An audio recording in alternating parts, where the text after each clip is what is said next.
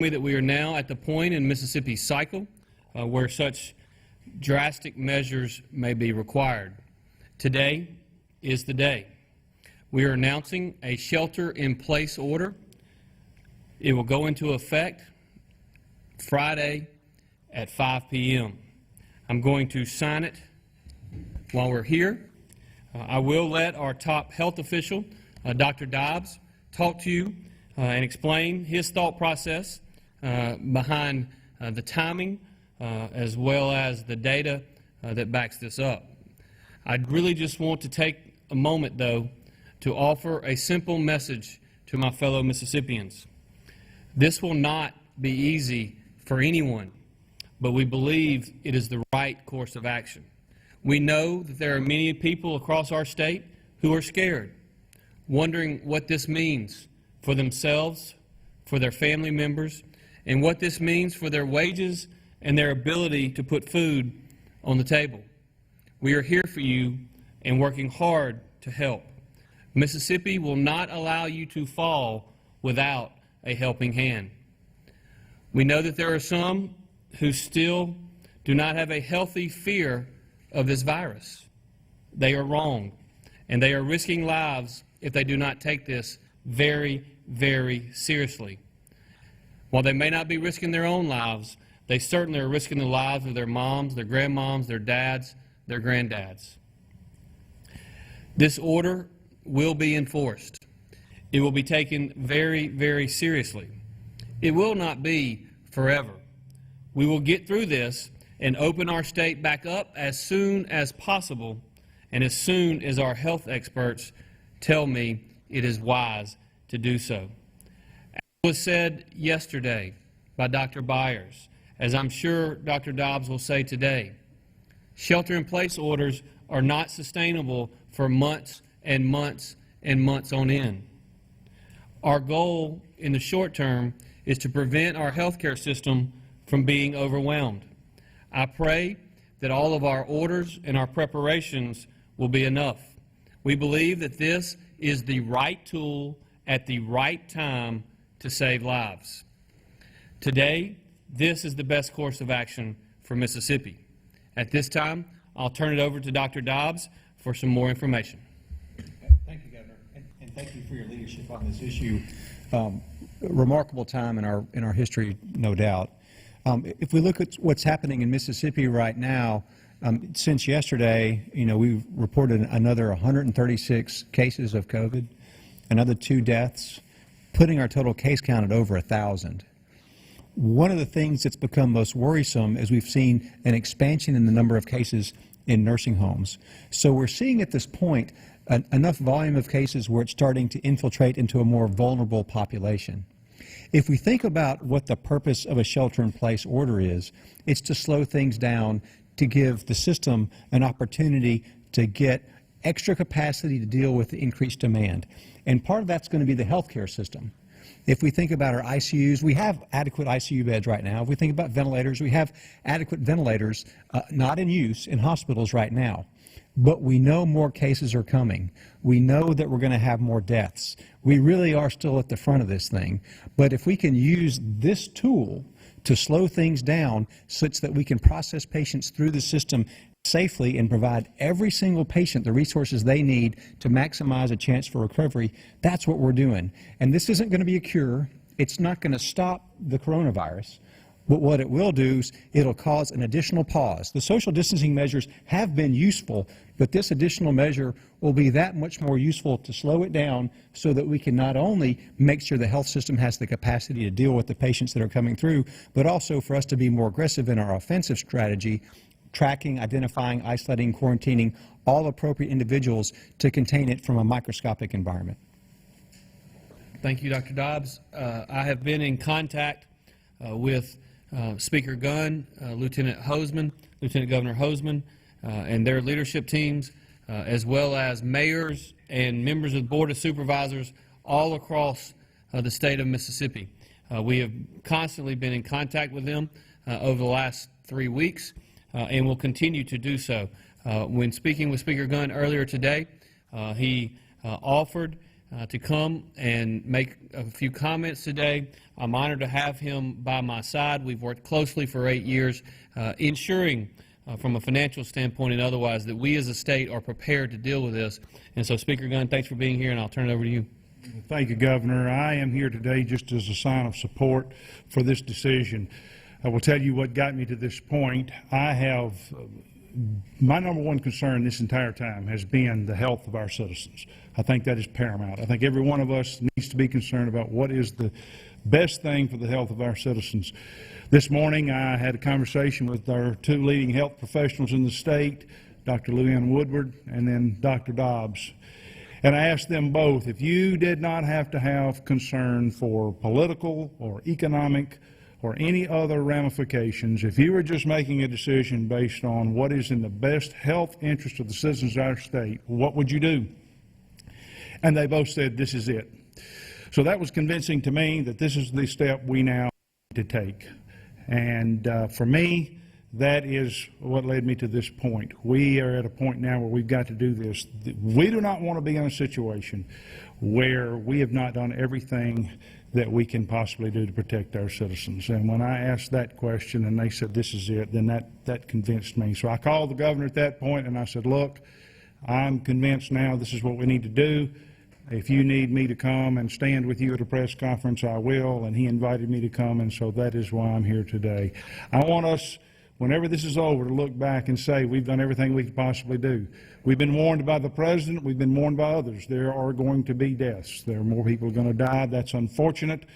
But I don't want them to die because we didn't do everything that we could do. This will hopefully slow down the spread of the virus. We do not need our healthcare system to be overwhelmed.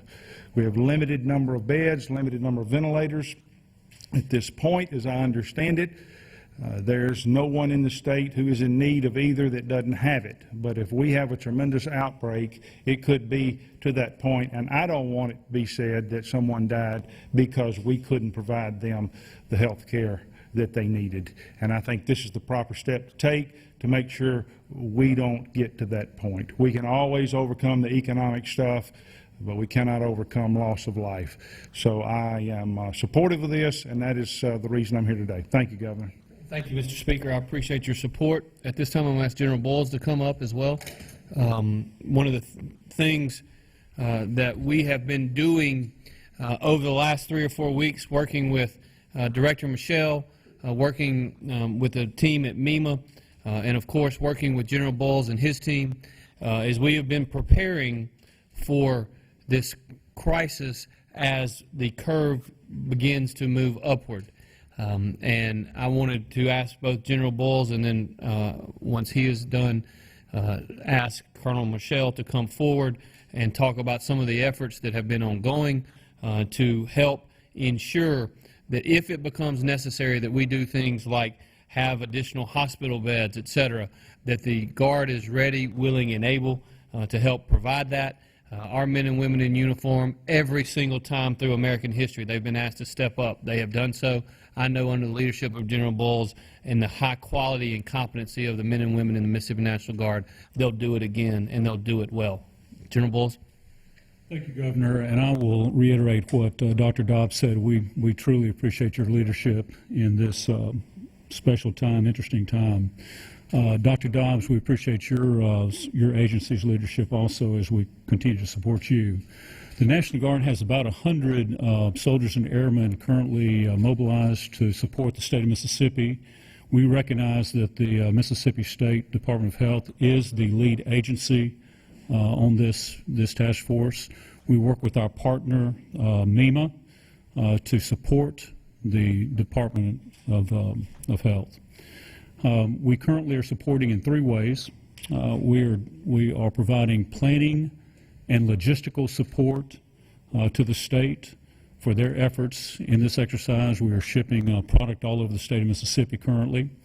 We are providing security support to first responders if needed. That means that we would never be the lead in a security situation. We would always be in a support role to that local government if needed. And then our third is to always support our fellow agencies Currently, we are prepared to assess any facilities, Governor, that you may need assessed with the engineers in our formation, and we're prepared to do that also. So along those three efforts, logistics support, security support, and then partnering with our local agencies. Governor, that's all I have. Thank you, General Bowles. I appreciate you and your team's efforts in planning and preparation for the days and weeks ahead. Thank you, sir. At this time, I'm going to ask Colonel Michelle, the Director of the Mississippi Emergency Management Agency, the lead agency for preparation and management of the emergency itself. Colonel Michelle, could you talk a little bit about your efforts over the last several weeks and what you see in the coming days and weeks ahead? Yes, Governor, thank you. One of the things that has been one of the more challenging issues with the COVID response has been, of course, getting the appropriate supplies in that we need for, first of all, our healthcare workers, healthcare providers, healthcare facilities, and then our Tier 3s, where our first responders, emergency responders. We've been working. This is not an issue just for Mississippi. This is an issue that's been global. It's an issue that's been nationally and all states been working with, but we've been working with great success and starting to get supplies in. It's taken a little longer to do that. As everyone knows, we've talked with a number of healthcare facilities and hospitals about those supplies, and we certainly understand their concerns, but I can assure you that those resources are coming in, and as was said over there earlier, we're getting notifications of supplies coming in. And one of the other things that, just to address that Dr. Dobbs had mentioned earlier about the expansion of ICU beds, should that need arise, ventilators, we have a team together in conjunction with the National Guard. You heard General Bowles talk about their strategic planners are working with us. We will be set to brief the Governor and General Bowles and Dr. Dobbs on where those expansion capabilities exist, how we would execute that, and also how we'll be resourcing those valuable and critical needs such as ventilators. We thanks to our partners at Mississippi State University that's worked on converting some ventilators that we had that were emergency ventilators, battery powered to AC. We're certainly appreciative of that. And we've had much success here lately with resourcing and finding some ventilators that we anticipate receiving over the next couple of weeks to ensure that we have those resources when the need, if the need arises, to expand those intensive care treatment facilities. Other than that, Governor, we appreciate your leadership. MEMA continues to certainly be proud to be a part of this event and resource our partners as we need, sir. Thank you, Colonel Michelle. Before I open the floor to answer your questions, I just want to say a special thank you to a few folks. First of all, to our emergency first responders, our healthcare workers, our doctors, our nurses, and everyone in the healthcare field that are on the front lines of this response. I want to personally say thank you. You are the heroes in this, and we appreciate you, and we're going to do everything we can to ensure that you have the equipment that you need to continue to provide the quality of service that you are providing. And then secondly, I can't tell you how many emails and texts and voicemails that I've received from people around the state telling me that they're praying for us. That means a lot. It means an awful lot. So thank you very much. And at this time, I'm going to open the floor to questions. Scott. Governor, how is the shelter-in-place order different from what have been the cautionary warnings we've had in place? How will it change from what people have already been told not to do already? I'm going to sign it right quick. Minor details, but important ones. I will tell you that for the 75 to 90% of the people in Mississippi who have been adhering to the executive orders that have been issued throughout the state by my office over the last several weeks, this executive order is not going to significantly alter or change their life. What this particular executive order does, and it is very similar to the order that was put in place yesterday for Lauderdale County, it does outline the ability for individuals to continue essential business operations. Grocery stores are going to stay open. Other essential operations are going to stay open, again, as defined by the executive order from several weeks ago. Speaking from the Cyber Security and Infrastructure Committee, those guidelines are in place defining essential operations. Some of the areas in which we have decided that we are going to put in writing with the signature here in terms of prohibited activities. They are, of course, all public and private, social, and other non-essential gatherings of groups of more than 10 people, but also this is going to shut down all places of amusement and recreation, whether indoors or outdoors, including but not limited to amusement parks, rides, museums, playgrounds, children's party and play facilities, all parks, including all beaches, lakes, and reservoirs, but not including walking trails, movie theaters, bowling alleys, and social clubs are being closed. In addition to that, it is going to give us additional ability to enforce these public gatherings. One of the challenges that we're having across the state is, and this is a downside of some businesses closing. You've got certain communities throughout the state where we're beginning to see clusters of people who are not working, and rather than staying at home, they're gathering in groups, and that is something that is leading to transmittal and group transfer. And so this should give our local law enforcement officers more ability to enforce the guidelines.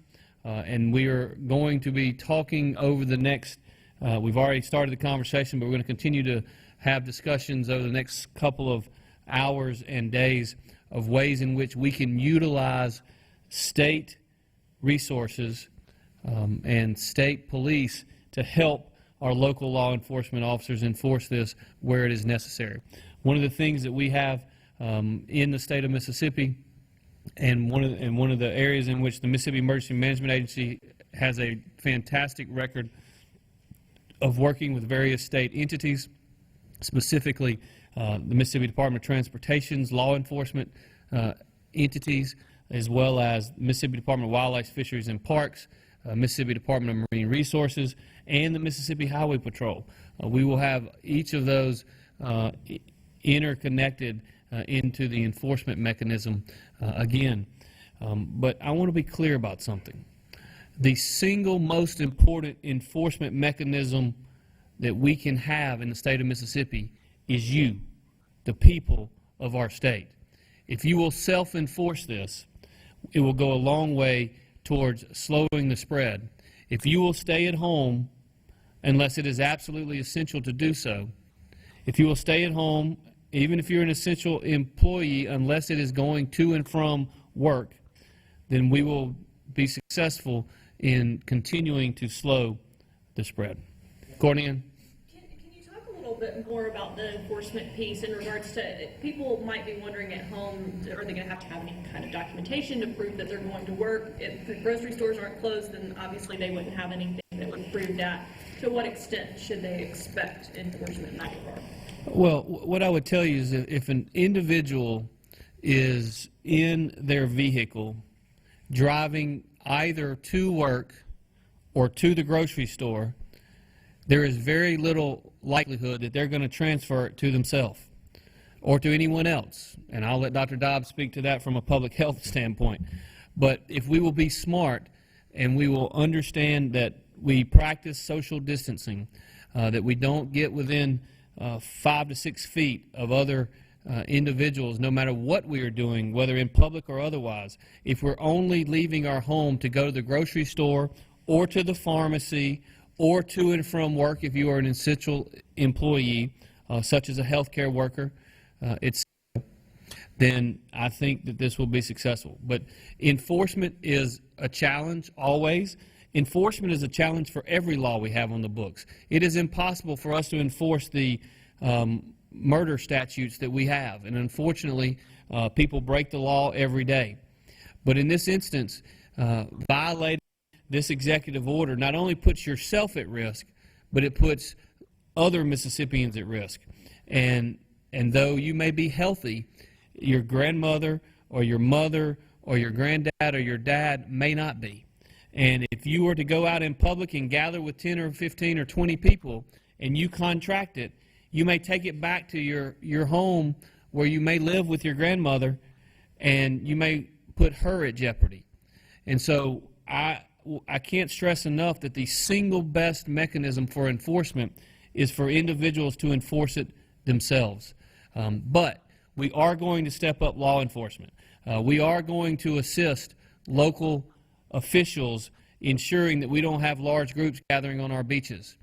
And I don't care if those large groups are from Louisiana or from Mississippi or from some other state. We're going to ensure that does not occur effective at 5 p.m. on Friday. It shouldn't be occurring now. It's already against the executive order that was issued weeks ago of groups of 10 or more. Of course, so that we can help those local law enforcement agencies that need and won't help. We're not going to come in and take over anywhere. We've got the best law enforcement officers of anywhere in the world. We've got sheriffs on the coast to all the way through North Mississippi that know what they're doing. If they need help, we want to try to do everything we can. If they'll go through their emergency managers and talk to MEMA to do that. Yes, sir, Byron. Not Byron. We've known for a very long time. You asked much harder questions in the debate than Byron did. We've known for a very long time that this is very contagious and it spreads like wildfires. And we had that in New Orleans. Did you have to overcome political ramifications and perhaps some economic ramifications to get to this decision? Well, to be honest with you, if I was going to make the politically easy decision, I would have entered an order such as this weeks and weeks ago. That was the easy decision politically because there were lots of people calling on lots of different political leaders to make that decision.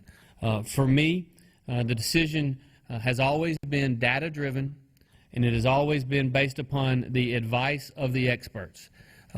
Today, after conversations late yesterday, and the data that we had gotten in was the first day that our health experts said that maybe today is the day. Now, I will tell you that, and we had numerous conversations, and I'll let Dr. Dobbs address this as well. We had numerous conversations about the fact that there were some areas of the state that it was more important that we move forward more quickly. For instance, you look at the Mississippi Gulf Coast region, Pearl River County.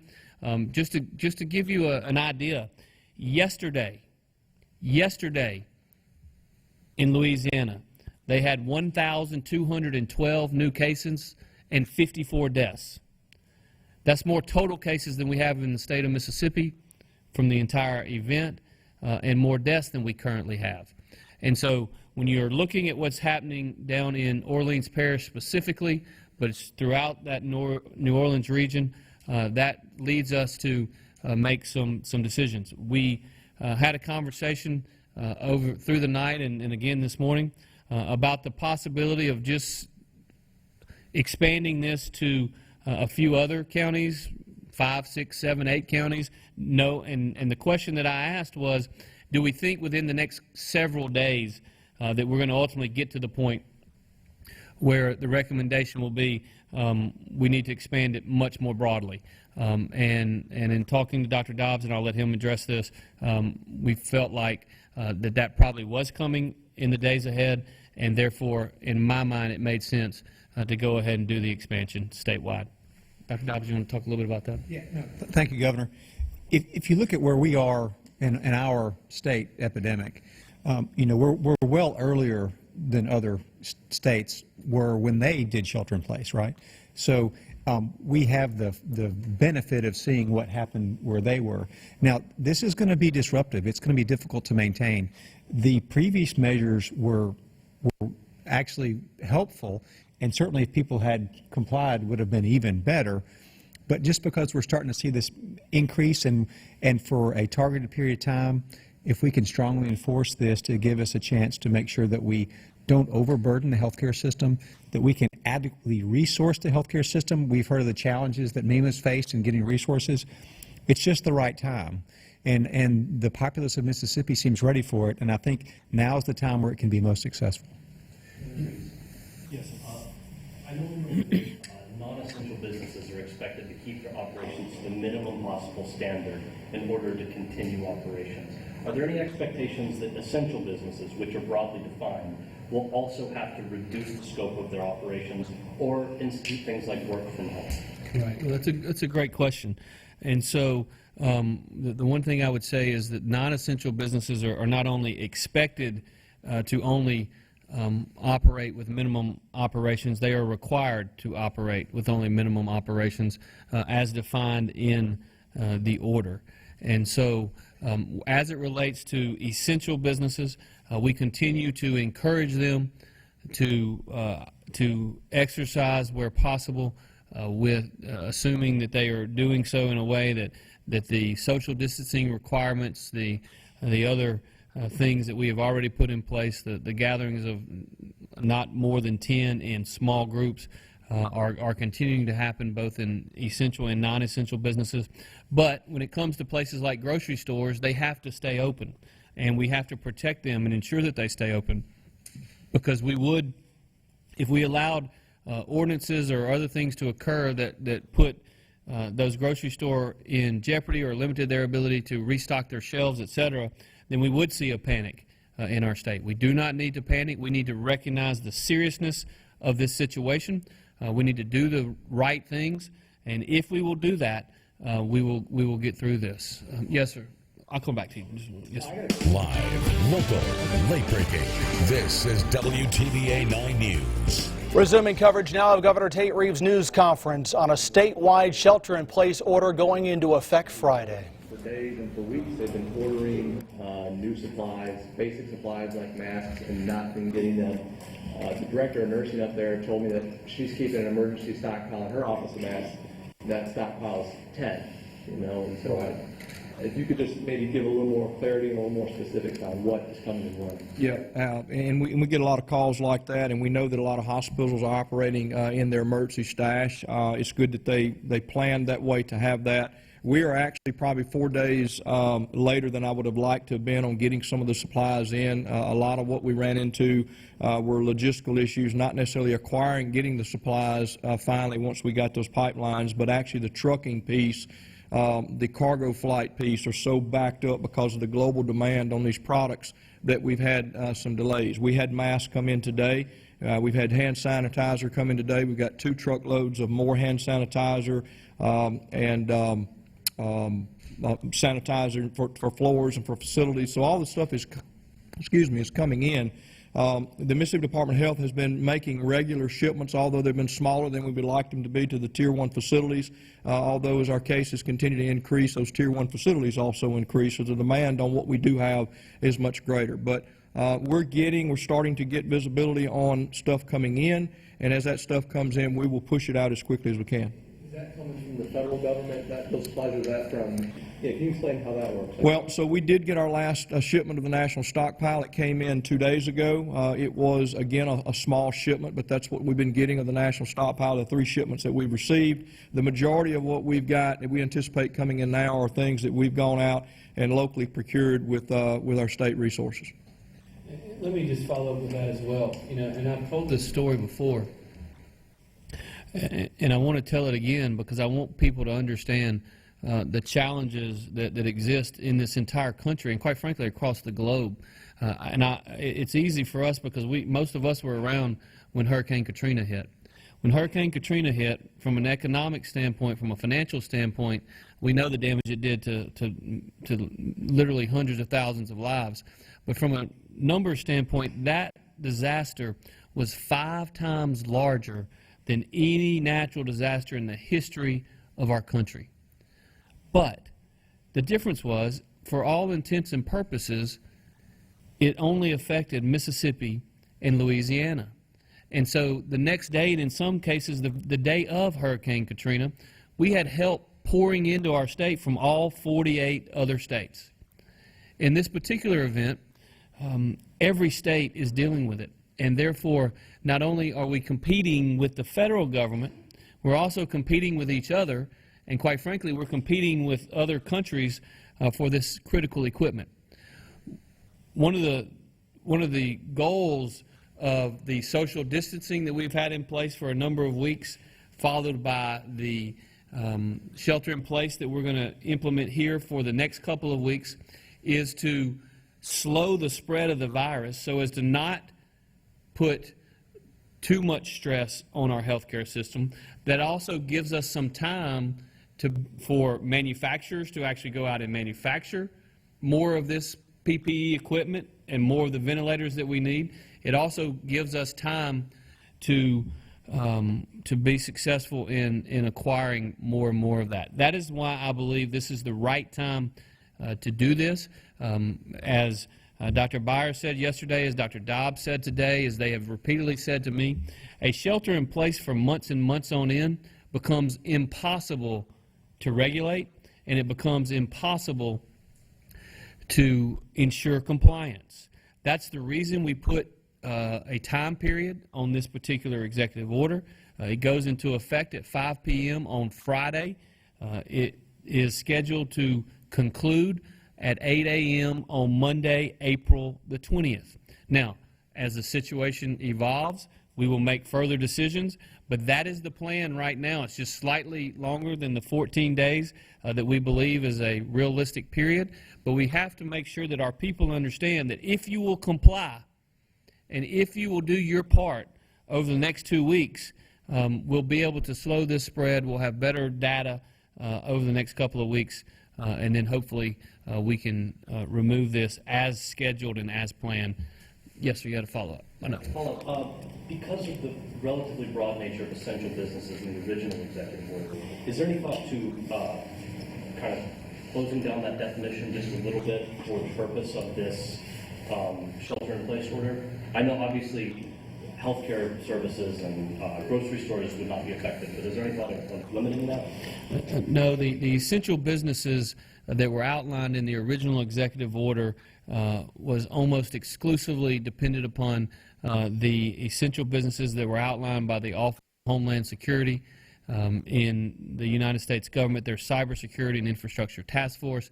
It is critical that we ensure that the supply chain in America continues, because if it does not, then we will not be able to receive the PPEs that we badly need. We will not be able to receive the things that we need to make sure our healthcare workers and others are protected. And so that is now the thing. What we did do in this executive order is we went a step further in outlining those things that are not essential.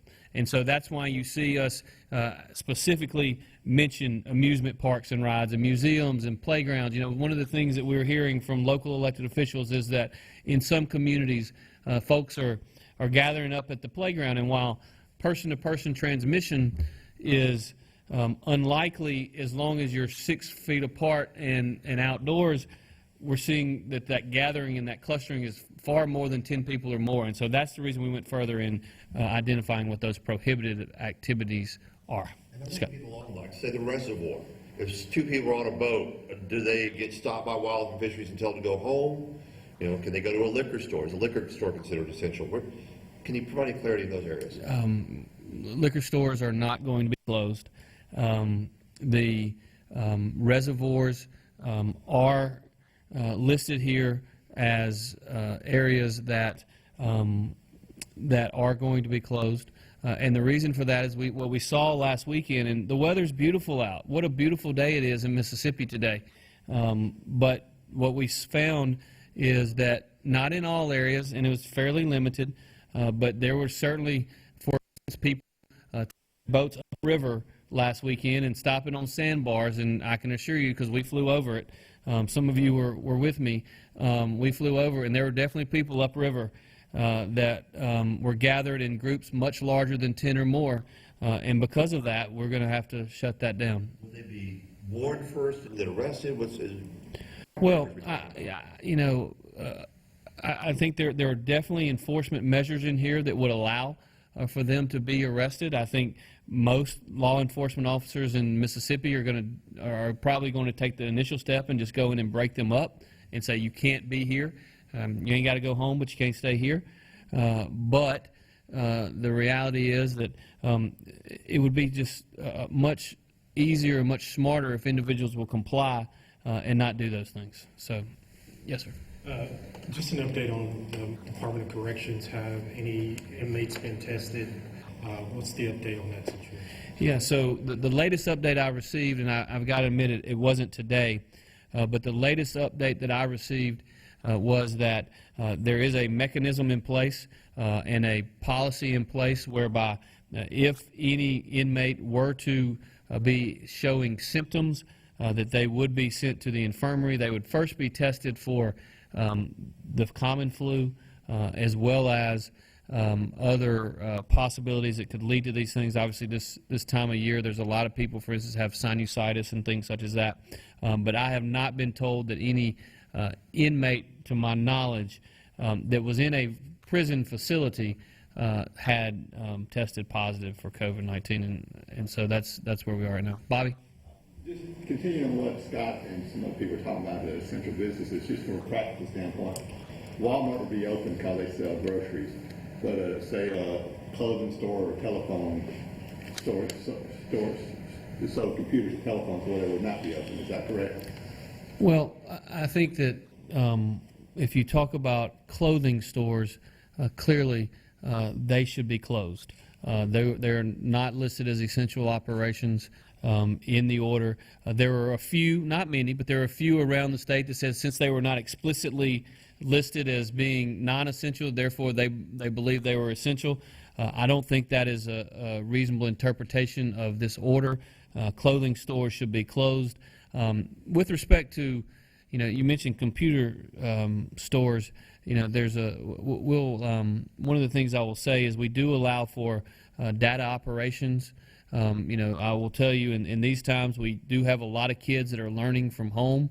We have a lot of kids that are practicing distance learning, and so some of those supplies may fit into the category of being essential. I'll have to get back with you on specifics on that, but again, generally speaking, if you're not listed in the order as an essential business, or if you have to ask yourself, hey, am I essential or not, you're probably not essential.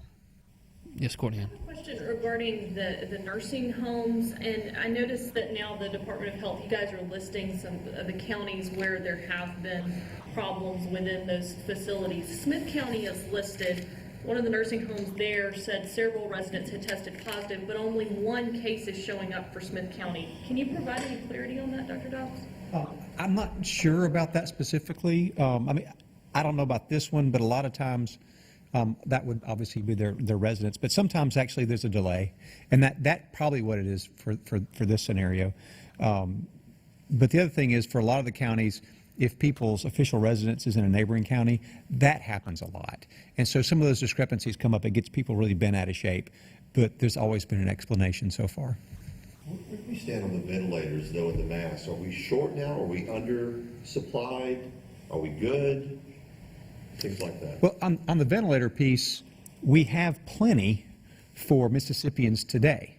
It's not today we're worried about. It's next week and the week after next. And so we do a daily inventory of ventilators, and we know how many we have available. We know that we have an expandable access to ventilators if we start looking at those that are used in operating rooms, because operating rooms are pretty silent these days. So we can expand that pretty quickly, but it's that next phase that we're really worried about. So if we can bend the curve down hard, maybe we'll never need more, but we need to be prepared. But I gave you a promotion, sorry. Colonel Michelle has done a fantastic job tracking down stuff. He's been amazing, and I think that we're in better shape because of his work. Real quick on that, though, what is the daily number of ventilators today? It changes so quickly. It's not something we want to publish. And it's also something that people would freak out if they were looking and seeing, oh, it's gone up 10% or down 10%. So it's such a dynamic number that we don't publish it. Can you speak to it more roughly then? We are below average utilization for this time of year. We have more ventilators and ICU beds than we normally do available. Right now. Yeah. Do you have a number on how many were converted? You mentioned that MSU had converted some. Do you have a number on how many that maybe additional ones that we have in circuit that we wouldn't have otherwise? Right, so what we had, what the Mississippi Department of Health had was a number of emergency ventilators that were battery powered, that were used during times, using Katrina's example, where individuals would have to be transported from a facility that lost power and in transit, these battery powered. 500 of those were sent to Mississippi State University. They were received yesterday. They've immediately started reworking those, converting them from battery to AC power. So that's another 500 to help and assist as backup surge should they become necessary. Yeah, and let me just say this also. We met earlier today with these two gentlemen and others, and are looking also at the procurement process, at the potential of acquiring additional ventilators. Again, for those individual states who are spiking today, that is a major issue. The more time goes by before our peak utilization occurs, the more opportunity we have to continue to build on the number of ventilators that we have. But the other thing I will just tell you, and this is just a fact that we're seeing in other states, and that we are addressing here in terms of our planning phases, is you not only have to have ventilators, but ventilators, and again, this is beyond my scope of expertise, but ventilators don't operate themselves. And so we've got to have competent people and quality people, and so we are calling on all Mississippians who have this level of expertise. You may be retired, you may not be working right now. We were working with State Medical Association and other groups to put together individuals that would be willing to come back to work, or that may, for instance, work at an elective surgery center that is not currently open, but has the capacity and the capability of working ventilators and helping in this situation. We need all Mississippians to step up and be prepared to help us with this. We're not going to hit our peak capacity tomorrow, but it could be next week. It could be the week after that, and so we're working very hard to make sure that in the event of a surge like we're seeing in New Orleans right now, that we have the ability to do that. Yes, sir. Dr. Dobbs, how many coronavirus patients are on ventilators right now? That's a really fluid number. It's not something we track readily, but if you look at, well, we're not calling the ICU every day, seeing if they're off the ventilator, because it changes very quickly. Now, what we do track, we track ICU beds, who's in them, what their care has been, and we know that about 5% of COVID patients that are diagnosed end up in the ICU. And and just for extrapolation perspective, about 75% of patients that go in the intensive care unit end up needing a mechanical ventilator. Louisiana, there's a Department of Health that's reporting every day. Yeah. They give you the number of hospitalized patients, which y'all don't do because we have to add it up ourselves in the bar graphs. And they're also giving you the number of patients every day of ICU patients right there on their website. Mm-hmm. So why can't we get that information? Well, we can work on that if you'd like. We'll follow up on the MDOC question. Have any MDOC corrections officers tested positive for coronavirus? Not to my knowledge, but we'll follow up on that. I have not been alerted that we have, but I will check on that. Scott? Schools, are you ready to make a call yet that school year is done? Do we start restricting daycare sizes at this point? Well, I am not ready to make a call at this point on schools. Obviously, they are closed until what is in effect April 20th, which is the same day that this order would be in effect until. And so my anticipation is, as we get a week or two out and see what the curve does in Mississippi and kind of where we find ourselves, we'll make those decisions in the coming days. But I just want to be clear, there are an awful lot of Mississippi students who are learning, who are doing assignments, who are doing work, and that's important. And that's one of the things that may come out of this particular event is we're learning a lot of new ways to be innovative. I can't brag on our universities enough, by the way. Greg mentioned Mississippi State working to help us on ventilators. The University of Mississippi Medical Center has utilized their labs to help provide additional testing and found a way to test and also has done a fantastic job on helping us on testing sites. The University of Southern Mississippi's biochemistry folks and Dr. Bennett has been working with Forest General to also increase testing capabilities. And I think if you look on the Department of Health's website, and I got to give them credit for this, if you look at where all throughout Mississippi there are testing capabilities going on right now, it is pretty broad geographically. I think that's one of the reasons that we are in a better spot than many states, given where we are on the curve from a testing standpoint. We've got a lot of work to do on a lot of different things. None of this is easy, but we have made some real progress there, and I think that's good. Daycares, are we going to restrict sizes of daycares? Or still? I'll turn it over to Dr. Dobbs. We've had a lot of conversations about what the best practice is. I mean, a lot of daycares have closed and have restricted their practices, but we expect to give them some clear guidance soon. Bob. You talked last week about the big federal money coming in to the state from the big federal legislation. You talked about using that for response. Can you use that money also to fill budget holes that the government is going to be probably going way down? And do you control that money? So the answer to the last question is that the bill that the president signed does give control of the money to the governor. It does say in it that you have to use that money on expenditures that were not otherwise budgeted for in the most recently passed budget. Now, obviously, you get 100 lawyers in the room, and they could probably debate and argue as to exactly what that means. But I don't think it really allows for the plugging of budget holes. I think it allows for the expenditure of COVID-19 related expenditures to ensure that we can do things. For instance, every hospital in Mississippi, when this became an issue, had a number of masks on hand, not a large enough number, but they had a number of masks on hand, and they had a traditional supply chain in which they typically utilize to put masks in the hands of those employees. Well, obviously those supply chains in many instances have dried up, so we as a state have had to work with the federal government in some instances, but also go out and utilize our own resources to go out and find more of those masks.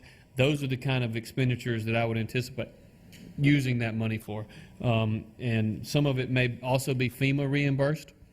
And so the thing that I will tell you is we will not do anything in our power to ensure that we have adequate resources for all of our healthcare workers based upon money. We will find the resources to make every possible effort to protect our healthcare professionals and protect every possible Mississippian. Yes, sir.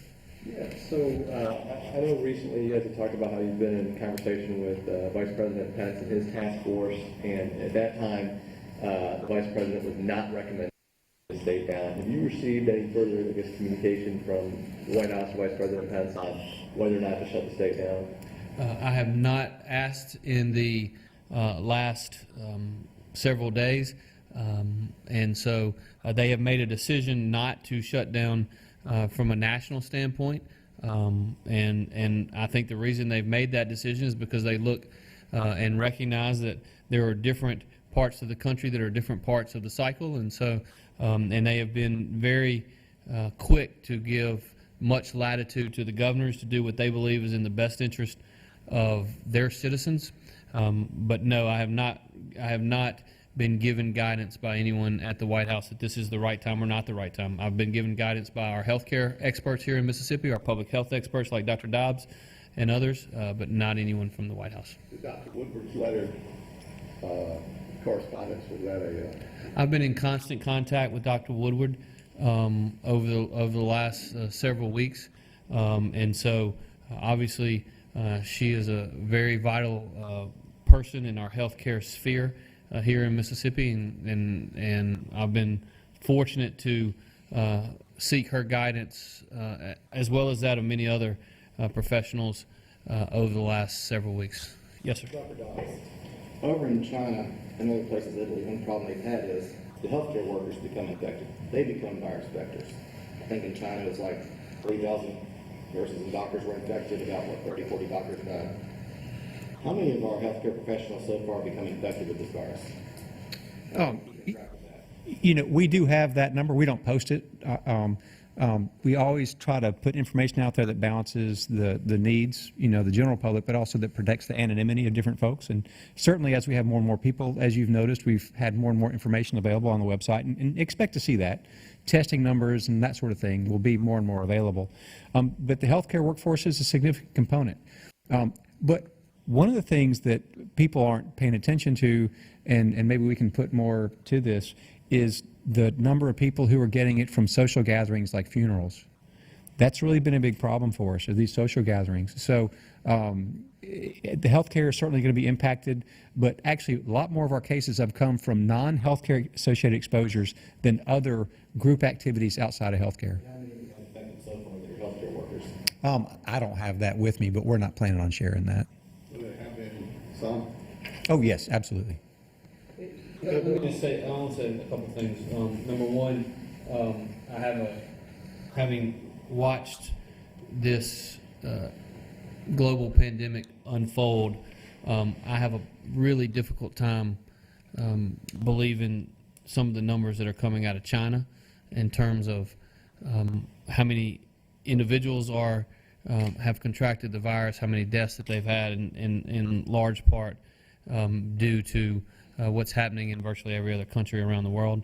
I just want to point that out. I don't think we can use the numbers that they are quoting to the worldwide press as necessarily as fact. The other thing that I would say is that it's critically important that we understand that many of the clusters that we're seeing in various parts of the state, and the data is clear, and what I will tell you is that Dr. Dobbs and his team have done a fantastic job of implementing our strategy of identifying and isolating where these cases are coming from. And far too often the answer is a funeral, a wedding, and as we go forward, let me just say, funerals and weddings of people of 10 or more and church services of people of 10 or more on Sunday mornings should not be happening. And look, the fact of the matter is, Easter Sunday is coming up. Easter Sunday is actually going to occur between now and when this stay-at-home order is completed. And that gives me great heartburn because so many people in society today don't go to church every Sunday anymore, and some of them just go on Christmas and just go on Easter. And so it gives me great reason for concern that Easter Sunday is upcoming and it is in the middle of this in this shelter-in-place order. But for the safety of yourselves and the safety of your loved ones and for the safety of all Mississippians, I have to ask you, do not gather in groups of 10 or more, even if that is on Easter Sunday. It is critically important that we worship every day of the week, that we pray every single day of the week, but we don't need large gatherings of people in small churches. And I think that's, again, it's one of the more difficult things for me to say in this whole endeavor, but it just, from a public health standpoint, is just a fact. Governor Reeves, is that a suggestion or a mandate? Well, that is what I am telling the people of Mississippi. I have said repeatedly that I don't think that the government can shut down churches, but I do think we can limit their ability to gather. The executive order that I signed several weeks ago makes it implicitly clear that you cannot gather in groups of 10 or more for social gatherings, and I think that fits that category. We've had Yes, some sir. people reach out about hardware stores, Lowe's, Home Depot, gardening centers, about whether or not they're essential or not. Could you offer some clarity on that? Well, what I would tell you is I think many of the hardware stores are considered essential under the guidelines that was set forth in the original executive order. One of the it's easy for those of us in Mississippi, particularly in the larger metropolitan areas, to start differentiating between this store and that store and this store and that store. But in many communities around our state, you got one store that is the hardware store, and it's the grocery store, and it's everything else. And so what I would tell you is, no matter that store, if it is open, it is critically important that you exercise social distancing, that you stay within 6 feet, or do not get within 6 feet of the other shoppers, that you, and by the way, many of those that are open have implemented strategies where they make that a reality. If you're in line, for instance, there'll be tape, duct tape on the floors, which differentiates that 6 foot space. And so whether the store is open or not, you should still, for the good of yourself and the good of your neighbors, exercise those guidelines of not clustering, of staying at least 6 feet apart. Also, Governor, the order goes into effect Friday, and people will hear things that they want to hear. How do you prevent people from hoarding supplies, saying, oh, it's Friday, we're about to shelter in place, we need to go grab all the bread we can? Well, what I would tell you is the same thing that I've been saying throughout this situation. The grocery stores are going to stay open because not only are we mandating a shelter in place, we're also saying that grocery stores and those who provide food, including restaurants that now can only provide curbside service or pickup, that those are essential services and they cannot be shut down by any governmental entity. And so the supply chain is working. We have actually, over the last several days, have been working on a number of things, such as loosening some restrictions, working with the Department of Transportation to make sure goods and services get to where they need to be so people can get it. There is no reason, even with this shelter-in-place in order, for you to go and stock up for the next 6 months. Think of your friends, think of your neighbors. Go and buy groceries for a week to 10 days as you normally would do. And if you do that, then every Mississippian will have the ability to get what they need, to have the necessary supplies so that we can all, working together, get through this. There have been some gyms that have been open, some that have shut down. Should gyms be closed down? Should they be allowed to remain open? Under this order, they shall be shut down. The gyms have to be shut down. The gyms will be shut down. Governor, I hate to do this, but what about construction workers? Just like building a house or working on a house? Well, I think that what you have to find is do they fit the category of an essential service as defined under the Cybersecurity and Infrastructure Task Force. I think in some instances they would be able to meet the guidelines that they've set forth as essential services, but that's going to be something that has to be determined on a case-by-case basis. The governor is, while we're piling on, car sales. Car sales, like I will tell you again, the executive order that we signed 10 days ago outlining essential services, I didn't commit that page and a half to memory. Let me take a look at it and we'll get back to you. Okay. Dr. Dobbs, this is something we talked about earlier, but going back to nursing homes, do you know specifically how many nursing homes have outbreaks currently and how many residents are infected? Yes. Can you release those numbers? Well, we're releasing the number of counties with it, but as we get more information, again, it's a delicate balance between anonymity and public information. As more numbers accumulate, we can safely release information. So there'll be more information coming out. I want to follow up on the nursing homes. Getting tip calls from readers, and they can't check on their loved ones in nursing homes. Who is responsible for doing that? And whoever it is, are they doing increased inspections? Because some nursing homes, let's be honest, they don't have a great record of taking care of their, whatever you call it, patients. What are y'all doing about that to increase inspections so people aren't just worrying all the time? Well, our inspectors are still working. right? And so they're there. We are not increasing the frequency, and mostly are doing complaints. Now, I understand that that's an issue, but we are in regular communication, not only with the nursing homes, but also the associations that oversee those homes.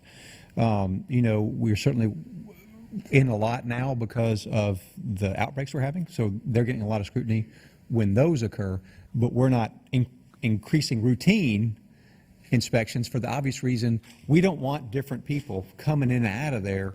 We want the stable population of folks as much as we can without bringing in potential, new infection. It's hard for them to file complaints, but they're not able to go in there and check them. Yeah. No, I understand. Yeah. Right. No, I understand. I understand what a challenge that is. Going back to the healthcare workers and PPE, and you talked about healthcare workers have been affected, but there's been no healthcare workers who had to work in the state, and especially emergency responders without proper equipment. Would they be expected to make calls without the proper equipment?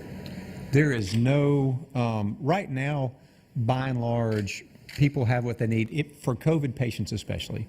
If we have folks who have coronavirus, we've ensured that they have some minimal allotment of protective equipment. Now, there will be scenarios where people encounter people when they don't know they have COVID. And so that's always a challenge. And so we have to be precautious, have precautions about that, making sure we don't. But also, too, we can't have everybody walking around in full PPE all the time.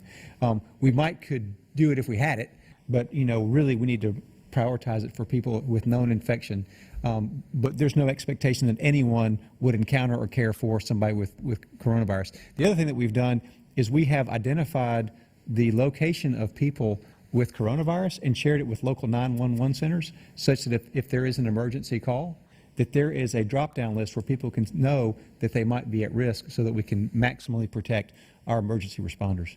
Let me just also remind everyone, because I think this is important. Data still is critically important. Data gathering is still very important. The bill that passed the U.S. Congress and was signed by President Trump on Friday evening requires that we report data to the CDC. We are beginning to accumulate the data from all of the private labs, which is going to help us in terms of having more complete data. We've always had the number of positive cases that they have tested in Mississippi. Now we're in the process of getting and downloading, and it takes time, and the Department of Health is working very hard, but also those cases that were proven to be negative. But we are still implementing our identify and isolate strategy. We talked with Dr. Dobbs today, and he's got 9 different field teams that are working every single day on case management. Again, if you think you have the virus, if you've tested positive, or even if you've tested and don't have a result yet, it is critically important that you isolate yourself. And quite honestly, if you will take it upon yourself to figure out who you've been in contact with the last 5 days, you ought to send them a text and just say, hey, I'm not feeling well. You ought to stay at home as well, because ultimately, and this is what we talked about yesterday in Lauderdale County, and we now are building out resources to do it statewide. We are going to do everything we can to enter legal orders to make sure that we mandate that those individuals are in isolation or in quarantine, and those individuals, and this is in the order as well, those are individuals that will not be allowed to move freely, because if they are a known positive case, they need to isolate and they need to be away from everyone. Yes, sir. With the stay-at-home order, what are you guys doing to protect homeless Mississippians? Are there special considerations being done for those folks? Well, that is obviously something that we are working on as well. We have, I know, I have heard of at least one case in one community of a homeless person that contracted COVID-19.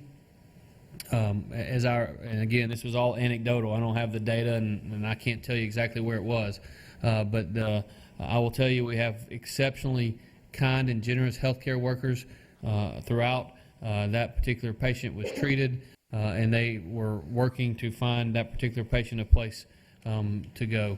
And again, I can't. The reality is, in many instances, this feels like the worst of times. in our state. But what we know as Mississippians is in the worst of times, the best of people come out. And we are seeing that every single day in every single community, in every single county across our state. Governor? Yes, sir. Governor, right now there's an eviction freeze as a result, but is there any thought of doing a rent or a mortgage freeze? There is an eviction freeze that is in this executive order. It was in the one that we issued yesterday. It is in the statewide order. There has been no conversation about a rent freeze or anything along those lines, and I would not anticipate that there will be. What you find is that with the bill that passed the U.S. Congress on Friday and signed by the President Friday night, there are significant provisions for those who lose their job because of COVID-19.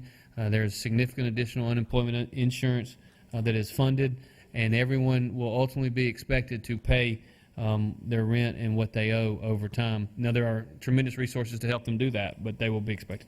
And a very quick follow-up. Sure. If someone, I believe this is in the CARES Act, but I want to make sure it applies to Mississippi. If someone quits their job specifically because of COVID-19, they are eligible for unemployment in Mississippi. I think that'll be a question that we'll have to ask Jackie Turner, Mississippi Department of Employment Security, because state law to apply to receive benefits of unemployment insurance, it is that state law is that you lose your job at no fault of your own. And so I think there's some conversations there. That language may or may not apply to that which is in the CARES Act. And so those are things that the lawyers are looking at as we speak. And hopefully sometime soon we're going to be able to have a sit down with Department of Employment Security personnel and have a frank conversation where it's on video so more and more people can get that information. And so it'll be upcoming. Question about homeless Mississippians. A lot of housing challenged folks often find themselves maybe living in a motel maybe for a week, or at least extended stay motels. Would the eviction, the hold on evictions, would that apply to extended stay motels, or maybe a hotel where you're living there for a week?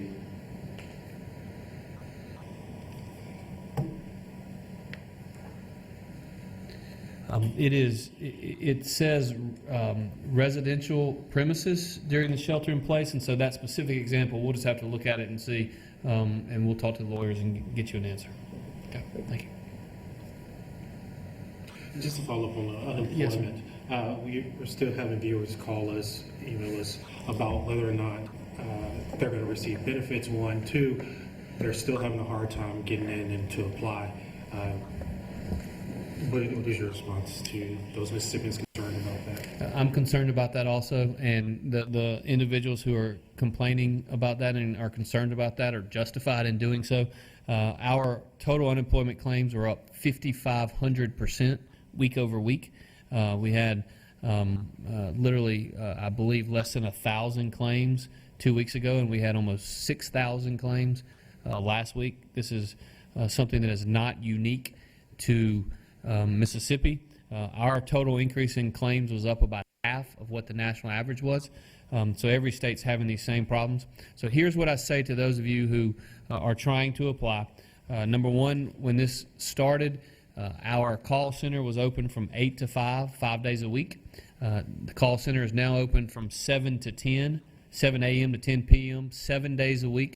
Every day we are training more people to get on those calls. We have loosened the restrictions, and now you can go through the local WIN job centers to apply for unemployment insurance. We haven't allowed that in the past. Those are actually closed to the public, but you can go on their website, you can send an email, and you can get individuals to help you file those claims. But the most important thing I can tell you is we have waived the 1 week restriction. Historically, you've had to wait 1 week before you could apply for unemployment insurance after losing your job. We have waived that. The federal government, to their credit, actually funded it in the CARES Act. They funded it long after we waived it, but they did fund it, so that's not going to hurt our trust fund. And the other thing is, you are going to be eligible for benefits based upon when your termination date was, not based upon when someone answers the phone at the Department of Employment Security. In addition to that, you're going to be eligible for all of the benefits that you're eligible for based upon that particular date. I'll give an example. The unemployment benefits are increased for those who lose their job for COVID-19 over a period of time. It's going to take the Department of Employment Security 10 days to a couple weeks to actually redo their computer model so that those benefits can be paid. But everybody's going to get paid back to the date at which they became eligible, not the date at which they actually file it. So those are great questions, very fair questions, and ones that we are trying to get that information out. Yes, sir. Dr. Dobbs, as of last week, we were still looking at the kind of South Korean model that you described. How is the overall strategy changing in Mississippi? Oh, this is part of the same strategy. I mean, this is just the timing to help. You know, we talked about having targeted interventions, right, in locations to slow it down so that we could launch EPI teams. The EPI response teams have been activated, and they're out on the field working today. So the timing's perfect. I mean, for implementing the slowdown sort of thing. So this is just a more aggressive defense while we're continuing to implement and ramp up our offensive strategy. Yeah, and I think that's a great point. Our strategy has not changed with implementing and instituting this shelter at home for the next 14 plus days. Our strategy is the same. We want to go on offense. We have sent out 9 different teams that are capable and competent, that are identifying and isolating those cases. We are continuing to send mobile testing units. We are in Meridian today doing mobile testing. We're going to identify those that are positive. We're going to, and by we, I mean primarily the assets of the Department of Health, supported by MEMA and the Guard. They're going to continue to do the mobile testing units so that we get to every region of our state. We continue to believe that the more tests we do, the more likely our offensive strategy is going to work. But we also know that the more tests we do per capita, the more positive cases we're going to get. So no one is in the least bit surprised that we are seeing more cases every single day. But that doesn't mean that we can't continue to focus on the offensive. We're on the offensive trying to gather supplies. We're on the offensive trying to identify and then isolate positive cases. And honestly, I think where we find ourselves today is in a point where we're making progress on slowing down the spread of the virus. This is just another defensive mechanism that allows us to hopefully get more people to comply so that we get a stronger compliance from people throughout the state. What is the follow-through like with the teams and the investigation? Obviously, that front-end part is so important, but what is the follow-through like? Once someone tests positive, do we anticipate numbers at some point being released about how many have recovered, or is there a team checking back after a certain number of days, or is that only in those hotspot areas? Yeah, well, the state's a hotspot, essentially, so, you know, we'll be doing it everywhere. The first phase, this is labor intensive now, with this many cases and new cases coming on, so our first priority is to identify them, do the contact investigation, do the isolation, legally binding isolation order, legally binding quarantine order, and as we get that built out, then we'll start layering on top those other sort of supportive mechanisms. Just want to follow up. In the original executive order, it does list automotive sales as an essential business, and we're receiving reports from readers that they are actually being required to come in and work. Is that intended? Well, I'll just have to take a look at that. I don't know the details. I don't have it in front of me, but I'll take a look at that and we'll get back to you. Thank you. Seeing no other questions, I do want to just point out that today is Census Day in Mississippi. It is very important that as many people as possible get counted. We literally undercounted in the most recent census, we think, by a couple 100,000 people. Obviously, you can go online and ensure that you are counted, and I encourage you to do so. And then I would finally like to say a thank you to all of you members of the media who are working and doing your dead level best to get accurate information out to the people of our state. You play a vital role, and I certainly appreciate what you are doing in helping us get good information, because when information is relayed that is not accurate. And I mean, I think you probably have heard more than even I have, but the rumors that are out there that are just beyond pale of understanding or beyond my ability to comprehend. You know, someone I saw yesterday said, we are not going to issue any major announcement or major news by way of a meme on social media.